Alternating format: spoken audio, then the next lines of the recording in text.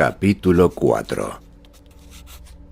Solo con enorme vacilación y repugnancia permito a la memoria que vuelva al campamento de Lake y a lo que allí encontramos verdaderamente.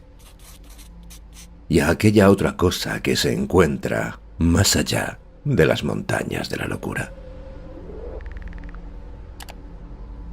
Siento la constante tentación de rehuir los detalles y dejar que las insinuaciones ocupen el lugar de los hechos y de las inevitables deducciones. Espero haber dicho ya lo suficiente para que se me permita mencionar apresuradamente lo demás, es decir, el horror del campamento. He hablado del terreno devastado por el viento, de los cobertizos dañados, del desorden de la maquinaria, de la inquietud de los perros, de la desaparición de trineos y otros objetos, de la muerte de hombres y perros, de la desaparición de Gidney y de los 6 ejemplares biológicos enterrados de forma que dijérase obra de un loco, procedentes de un mundo muerto hacía 40 millones de años, y con sus tejidos extrañamente incólumes, a pesar de todos los daños de la estructura.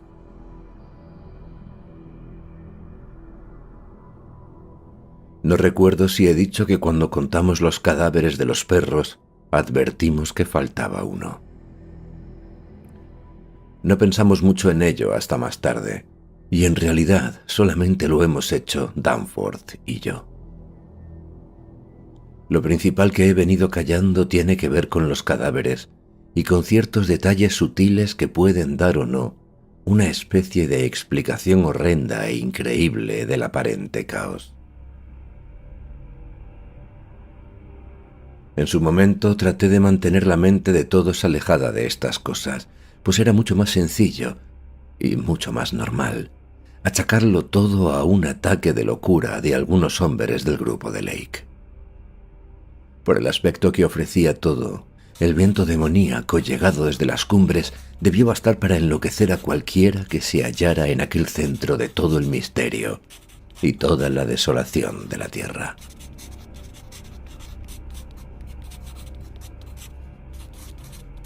La anomalía que lo remataba todo era naturalmente las condiciones en que se hallaban los cadáveres, tanto los de los hombres como los de los perros. Todos se habían visto envueltos en una especie de lucha terrible y estaban desgarrados y despedazados de manera diabólica y completamente inexplicable. Por lo que pudimos colegir, la muerte había sobrevenido por lesiones o estrangulación. Era evidente que fueron los perros los que iniciaron la lucha, pues el estado de su primitivo cercado demostraba que se había roto desde dentro. Lo habían situado a cierta distancia del campamento por el odio que inspiraban a los animales aquellos infernales organismos arcaicos. Pero esta precaución parece que resultó inútil. Cuando los dejaron solos en medio de aquel viento monstruoso, tras unos endebles muros de insuficiente altura, los perros debieron salir en estampida, no sé si a causa del mismo viento o excitados por un sutil olor que emanaba en cantidad creciente de aquellas criaturas de pesadilla. Pero lo ocurrido era, en cualquier caso, horrendo y repugnante. Tal vez sea mejor que deje a un lado los escrúpulos y diga al fin lo peor, aunque manifieste categóricamente la opinión de que, a juzgar por las observaciones directas y las rigurosas deducciones que hicimos tanto Danforth como yo, el por entonces desaparecido Gidney nada tuvo que ver con los abominables horrores que encontramos. He dicho que los cadáveres estaban espantosamente destrozados, pero ahora debo añadir que algunos de ellos mostraban incisiones muy curiosas, hechas a sangre fría y de la manera más inhumana. Me refiero tanto a los perros como a los hombres. Los cuerpos más sanos y gruesos de cuadrúpedos y bípedos estaban despojados de las partes más carnosas, como si hubiera pasado por manos de un hábil carnicero. Y en torno suyo había sal esparcida, procedente de las cajas de provisiones que se hallaban en los aeroplanos y que habían sido saqueadas, lo que evocaba las más horribles imágenes. Todo había ocurrido en uno de los rudimentarios cobertizos del cual habían sacado uno de los aeroplanos. Los vientos habían borrado después todas las huellas que hubieran podido servir de base para una teoría plausible. Los trozos de ropas que estaban esparcidos, arrancados brutalmente de los cuerpos que mostraban las incisiones, no mostraban ningún indicio. De nada sirve sacar a relucir aquí las huellas que hallamos débilmente marcadas sobre la nieve en una esquina resguardada del destrozado cercado, pues no tenían nada que ver con huellas humanas, sino que estaban claramente relacionadas con aquellas huellas fosilizadas de las que el pobre Lake había estado hablando las semanas anteriores.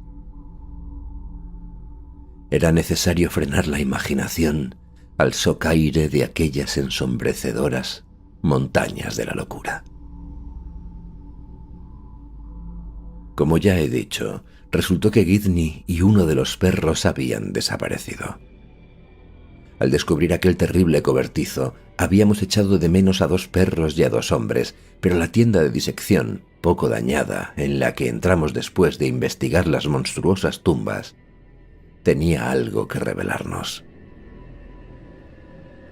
No estaba como Lake la había dejado, pues los trozos cubiertos de aquella monstruosidad primigenia ya no se hallaban sobre la improvisada mesa de disección. De hecho, ya nos habíamos percatado de que uno de esos 6 seres imperfectos y demencialmente inhumanos que habíamos encontrado, el que conservaba vestigios de un olor singularmente odioso, debía corresponder al conjunto de los trozos del ente que Lake había tratado de estudiar. Sobre la mesa del laboratorio y alrededor de ella había esparcidas otras cosas, y no tardamos en adivinar que eran los trozos, minuciosa pero extraña y torpemente diseccionados, de un hombre y un perro.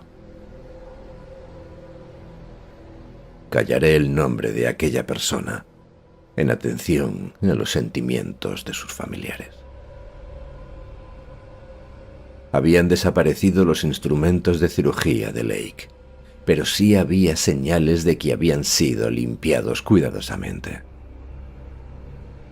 También se había esfumado la estufa de gasolina, aunque sí encontramos un curioso revoltijo de cerillas. Enterramos los restos humanos junto a los otros 10 hombres y los restos de los perros junto a los cadáveres de los otros 35 animales.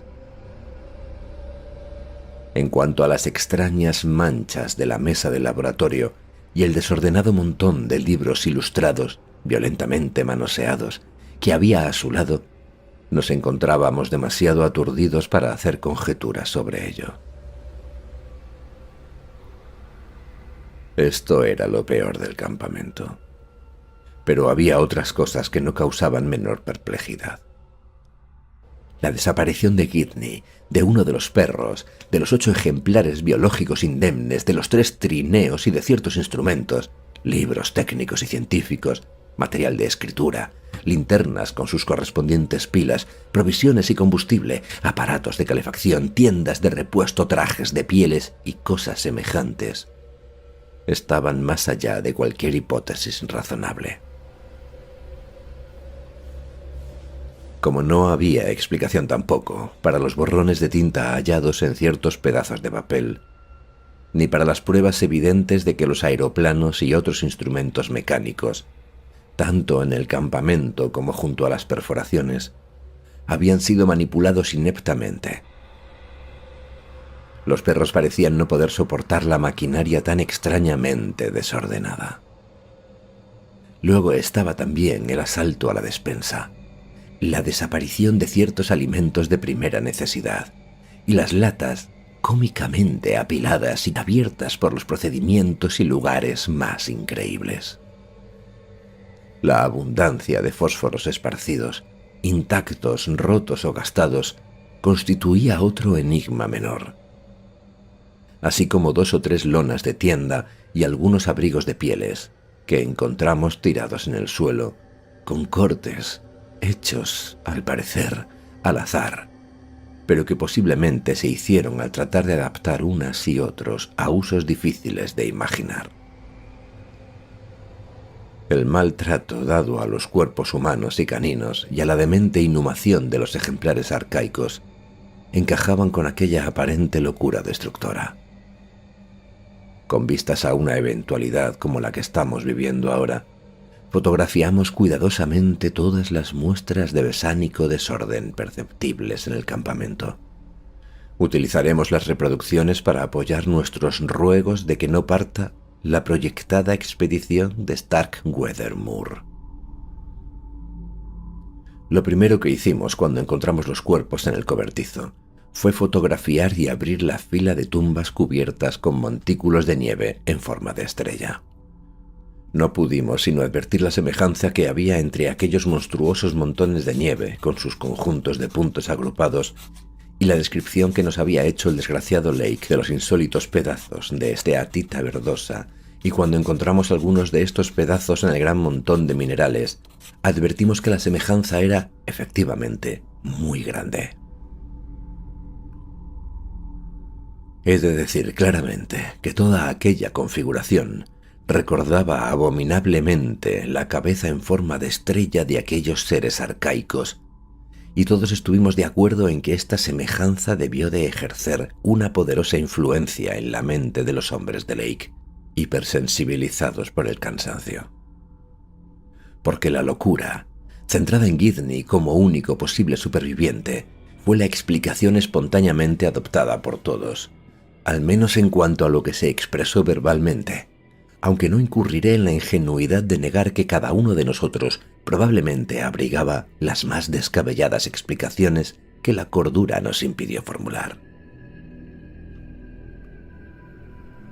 Sherman, Peabody y McTighe realizaron aquella tarde un largo vuelo sobre el territorio de los alcedores y escudriñaron el horizonte con prismáticos en busca de Gidney y de los varios seres desaparecidos, pero nada se pudo averiguar. El trío explorador informó que la cordillera se extendía interminablemente hacia la derecha y hacia la izquierda, sin disminuir de altura ni mostrar cambio esencial de la estructura. En algunos de los picos, sin embargo, las formaciones de cubos y bastiones eran más claras y acusadas, y presentaban semejanzas doblemente fantásticas con las ruinas de las tierras altas de Asia pintadas por Roerich. La distribución de las crípticas bocas de cueva en las negras cimas desprovistas de nieve parecía más o menos regular, hasta donde la vista podía alcanzar.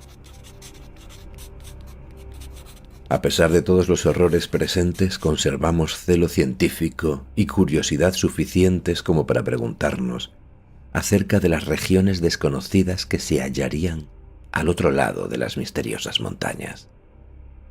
Como dijimos en nuestros partes, siempre cautelosos, descansamos a medianoche después de un día de espanto y desconcierto, mas no sin antes pergeñar un plan provisional para sobrevolar una o varias veces más la cordillera con un aeroplano poco cargado, máquina de fotografías aéreas y equipo de geología a partir de la mañana siguiente. Se decidió que Danforth y yo hiciéramos la primera tentativa, y con el propósito de despegar temprano nos levantamos a las 7. Pero el fuerte viento, mencionado en nuestro sucinto boletín para el mundo exterior, retrasó la partida hasta casi las 9. Ya he repetido el relato no comprometedor que hicimos a los hombres del campamento y que retransmitimos al exterior a nuestro regreso, 16 horas después de nuestra partida. Ahora me incumbe el tremendo deber de ampliar ese informe, rellenando los vacíos que he callado por piedad con insinuaciones de lo que verdaderamente vimos en el oculto mundo ultramontano. Insinuaciones de las revelaciones que finalmente ha conducido a Danforth a una crisis nerviosa. Quisiera que él añadiera unas palabras sinceras acerca de lo que cree que él solamente vio, aunque se trata probablemente de una figuración provocada por los nervios. y que tal vez fue la gota que colmó el vaso dejándole en el estado en que se encuentra. Pero se muestra firme en contra de eso. Lo único que puedo hacer es repetir sus incoherentes susurros posteriores acerca de lo que le llevó a prorrumpir en gritos mientras el avión regresaba por el desfiladero azotado por el ventarrón. Después de la impresión verdadera y tangible que compartí con él. No diré más. Si las claras señales que haya en lo que revele de remotos horrores supervivientes no bastan para impedir que otros se adentren en la Antártida interior, o al menos para que no curioseen demasiado profundamente bajo la superficie de ese supremo yermo de prohibidos arcanos y desolación inhumana maldita durante eones, la responsabilidad de males indecibles y tal vez incalculables no será mía. Danforth y yo, al estudiar las notas tomadas por Peabody en su vuelo de la tarde y hacer algunas comprobaciones con el sextante, habíamos calculado que el paso más bajo que ofrecía la cordillera se encontraba a nuestra derecha, a la vista del campamento y a una altura de 23 o 24.000 pies sobre el nivel del mar. Partimos, pues, rumbo a ese lugar en el aligerado aeroplano a iniciar nuestra expedición de descubrimiento. El campamento, situado en unas estribaciones que se alzaban sobre una elevada meseta continental, se hallaba a una altura de alrededor de unos 12.000 pies. Por tanto, lo que necesitábamos subir no era tanto como a primera vista pudiera parecer.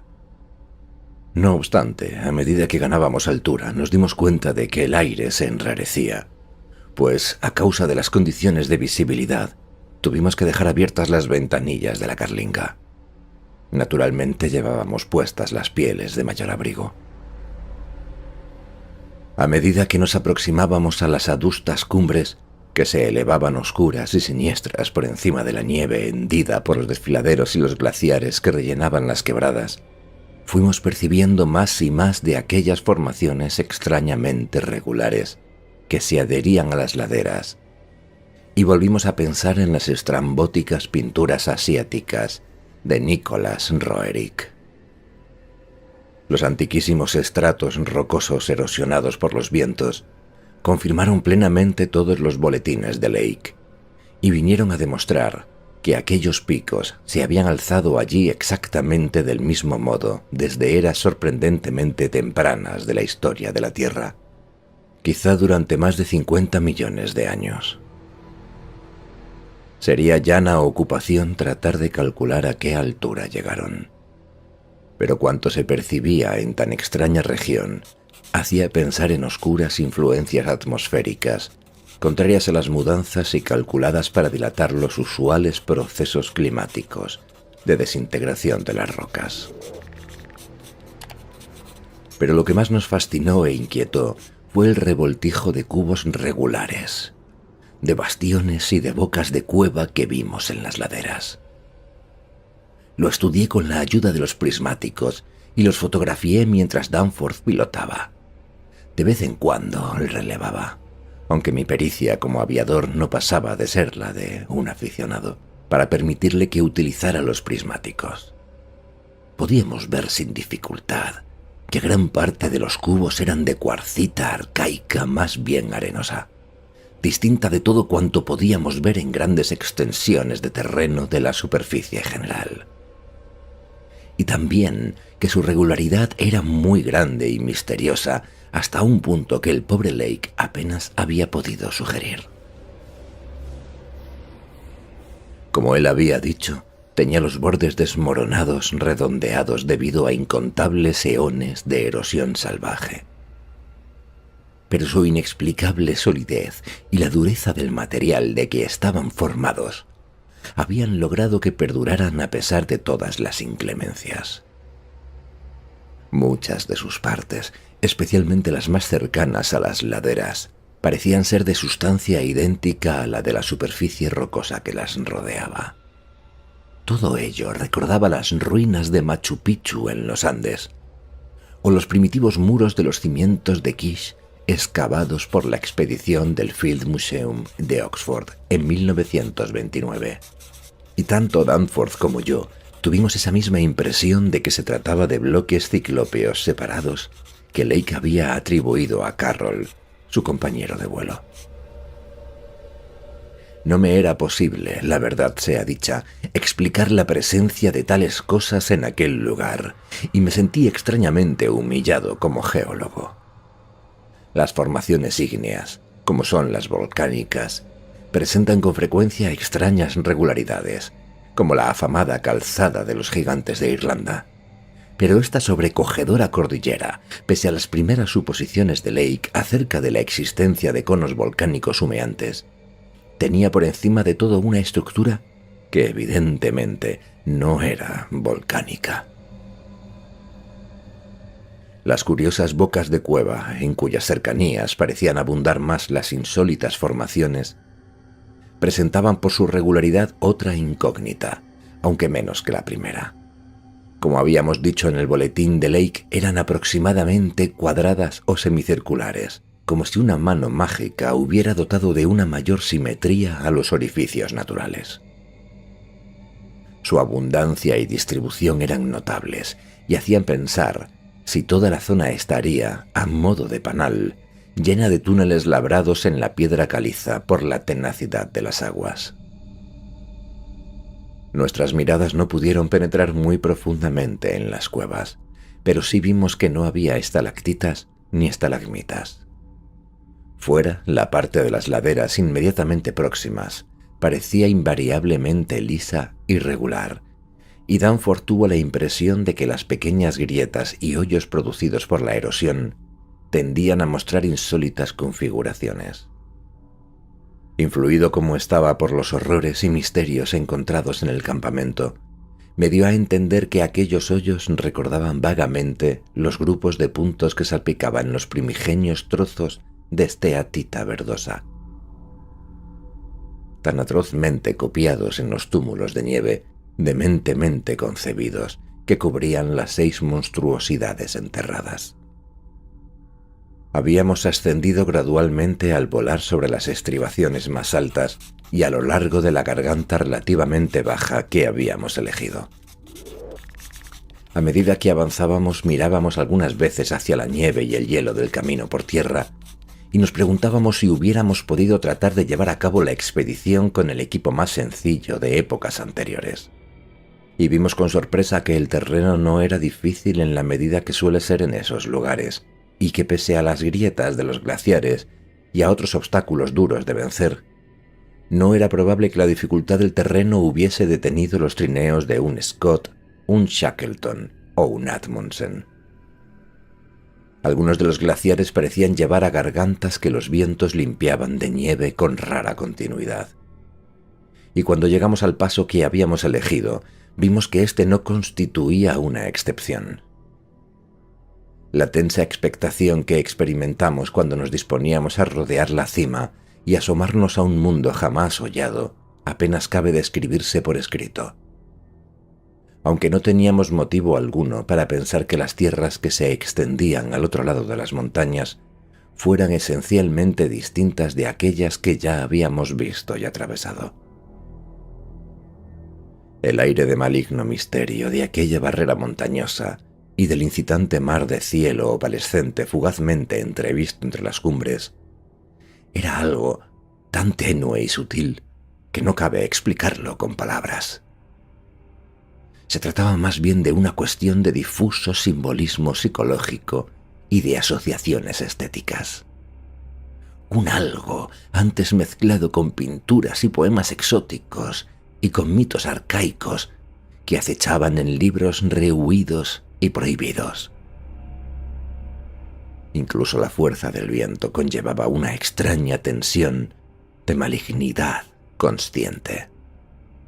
Y durante un segundo pareció que en su sonido compuesto había un extravagante silbo musical o fino tono de gaita que se extendiera a lo largo de las notas de una amplia escala, cuando el poderoso hálito del viento entraba en las omnipresentes bocas de las cuevas, para luego salir de ellas con ímpetu sonoro. Había en estos sonidos una nota vaga que repelía, tan compleja e imposible de identificar como cualquiera de las otras oscuras impresiones del día.